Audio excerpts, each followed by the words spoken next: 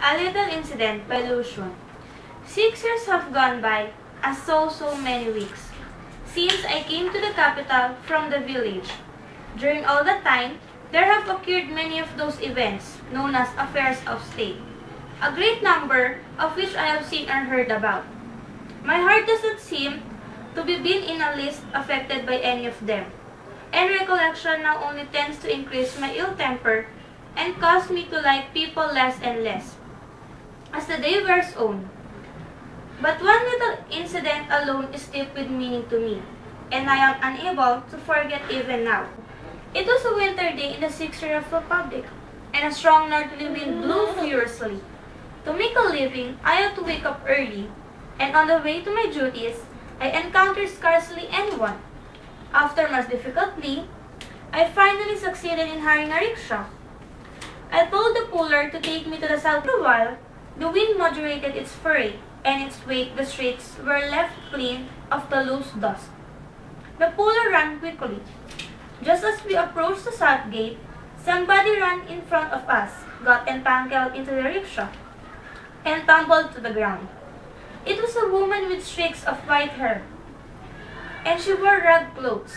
She had darted suddenly from the side of the street and crossed directly in front of us. My puller had tried to shove her aside, but her tattered jacket, unbuttoned and fluttering in the wind, caught in shafts. Unfortunately, the puller had slowed his pace. Otherwise, she would have been thrown head over and heels, and probably seriously injured. After we halted, the woman still knelt on all fours. I did not think she was hurt. No one else had seen the collision, and it irritated me that the puller had stopped and was apparently prepared to get himself involved in some foolish complication. It might delay and trouble my journey. It's nothing, I told him, to move on. But either he did not hear me or did not care, for he put down the shafts and gently helped the old woman to her feet. He held her arms, supporting her. Are you all right? I am hurt. I thought I saw you fall, and it would not all rough. How can you be hurt? You are pretending. The whole business is distasteful, and the rickshaw man is rarely making difficulties for himself. Now let him find his own way out of the mess. But the puller did not hesitate for a moment. After the old woman said she was hurt, she still holding her arm, he walked carefully ahead with her. Then I was surprised, as looking ahead, I suddenly noticed a police station and saw that he was taking her there. No one outside, so he guided her in through the gate. As they passed in, I experienced a curious sensation.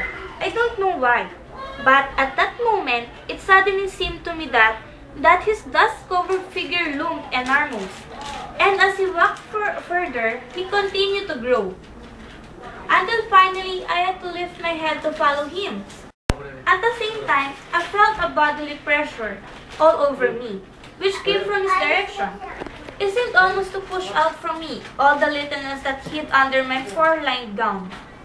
I grew weak, as though my vitality had been spent, as though the blood had frozen in me.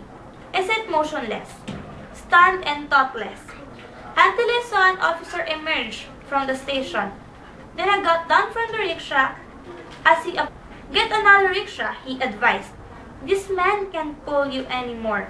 Without thinking, I thrust my hand into my pocket and pulled forth a big fistful of coppers. Give the fellow this, I said. The wind had ceased entirely, but the street was still quiet. I mused as I walked out, but I was almost afraid to think about myself. Leaving aside what had happened before, I sought an explanation for the fistful of coppers, why I had given them, as a reward. And did I think myself after my conduct fit to pass judgment upon a rickshaw puller? I could not answer my own conscience. Till now, that experience burns in my memory. I think of it and introspect with pain and effort. The political and military drama of these years is to me like the classics I read in childhood. I can recite half a line of it, but always before my eyes, purging with me shame, impelling me to better myself, invigorating my hope and courage, this little incident is reenacted. I see it in every detail as distinctly as on the day it happened. Thank you.